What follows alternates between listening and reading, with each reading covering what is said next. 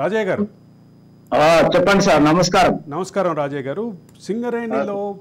సింగరేణి కార్మికుల్లో నిగూఢంగా ఇంత వ్యతిరేకత పెరిగి చివరికి 11 నియోజకవర్గాల్లో ఎక్కడ కేసీఆర్ పార్టీ గెలిచే పరిస్థితి కనిపించలేదు.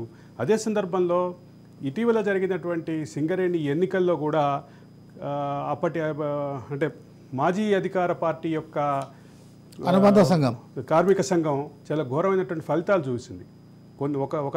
ఒక డివిజన్లో అయితే కేవలం ఒక సీటే వచ్చింది, 2 డివిజన్లో అసలు ఒక సీటు కూడా రాలేదు, ఒక డివిజన్లో 3 సీట్లు వచ్చినాయి.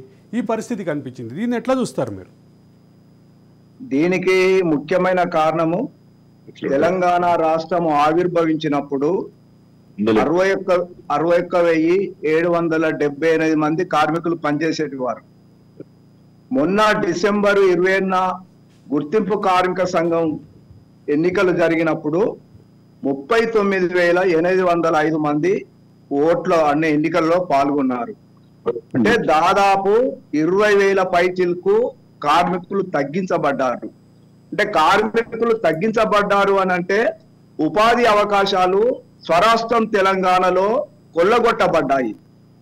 అదేవిధంగా స్వరాష్ట్రం తెలంగాణలో సింగరేణి గనుల్లో వివిధ ప్రమాదాల్లో దాదాపు 20-25 మంది కార్మికులు, ఉద్యోగులు, 2 అధికారులు కూడా చనిపోవడం జరిగింది.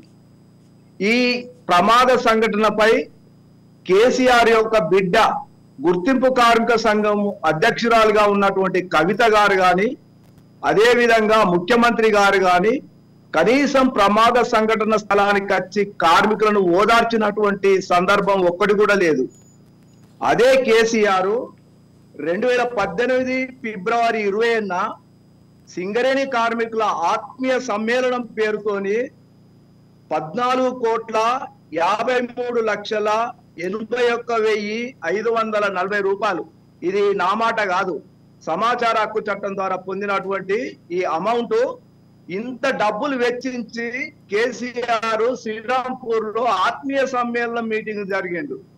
అంటే ఎంత రాజరిక పాలన స్వరాష్ట్రంలో సాగిందో దీనికి ఒక ఉదాహరణ.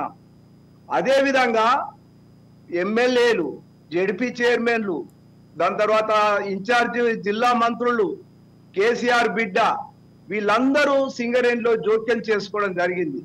గుర్తింపు కార్మిక సంఘం అనే అటువంటి నాయకుడు ఒక్కడు కూడా విధులు నిర్వహించలేదు.